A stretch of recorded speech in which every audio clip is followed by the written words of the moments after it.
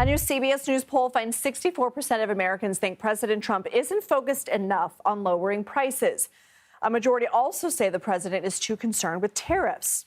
CBS News Executive Director of Elections and Surveys, Anthony Salvanto, joins us now to break down the numbers. So, Anthony, how are Americans feeling about inflation and tariffs? Hey there, Lindsay. Well, look, they're connected. So if I start off with this top line of whether people approve or not of putting tariffs on, say, imported cars, you get majority opposition. But what you mentioned at the top is really important context because it's what they think tariffs will do to prices. And that's important because we know not only do they rate the economy as bad, but they say prices are the top reason why, right? So what do they think is going to happen? Well, in the short term, we asked, and they think, 3/4 think, that that'll increase prices. But we also tested what they think will happen in the long term. We know people aren't economists, but what is their sense?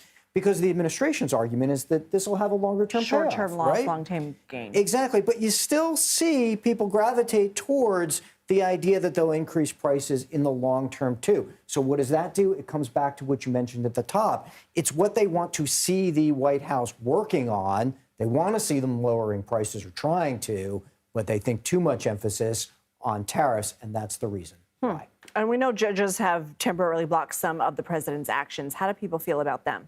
Well, you talk about checks and balances. You talk about the U.S. process here. So we looked at this and look at the splits by party. Should federal judges be able to review Donald Trump's policies? Well, look, on balance, majority of Americans think so. But you do see Republicans, at least a majority there, say should.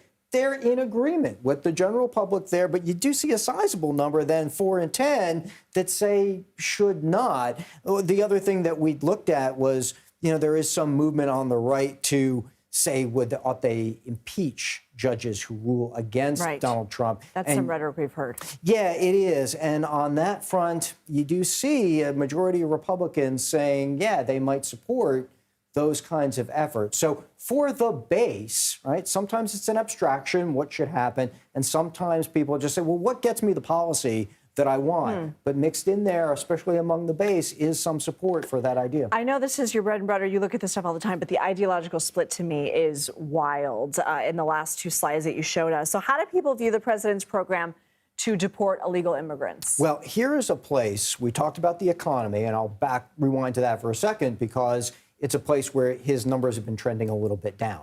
But here's a place on immigration where they remain majority approval, specifically on immigration. And this I'm pointing to here, which is his program to deport people who they believe are in the U.S. illegally. That gets majority approval as well. The story for his approval right now overall, which is split, is he's got those little bit more negative economic numbers for the reasons we described, but he does have positive numbers on immigration. And what keeps that in balance is that for a lot of folks, especially for his base, even if they haven't gotten the economy that they wanted, they still feel like they're getting that from the administration.